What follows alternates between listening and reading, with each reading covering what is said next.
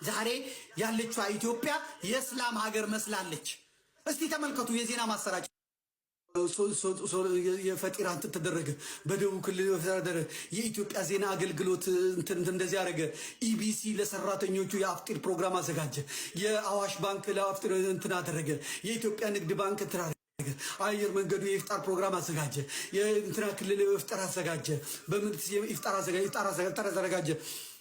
የአብይ ጾም የሚባል የለም። ዜናውን በሙሉ እስላም እንዲሸት አደረጉ። አንድም ኦርቶዶክሳዊ ባለስልጣን ማህተቡን አስሮ ነጠላውን አገልድሞ መግባት አይችልም። መጾም አይችልም። ያ ማሳየት ኤክሰርሳይዝ ማድረግ አይችልም። ሌላው ቀርቶ እነ ዳንኤል ክብረት እንኳን እስላማዊ የሚሸጥ የነሱ ደጋፊ የሆነው ቁጭ አሽዋቸው አይደለም የምታዩት ነገር ነው።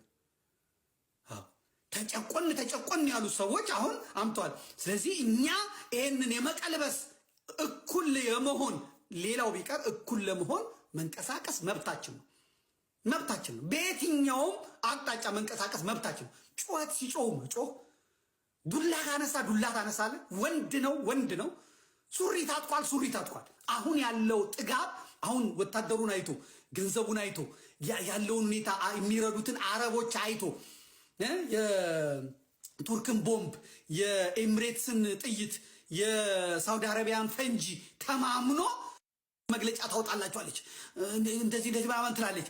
ይሄ ጥንተ ጠላቶቻችን ኢትዮጵያ የምትባለውን ሀገር ውጠው ሰልቅጠው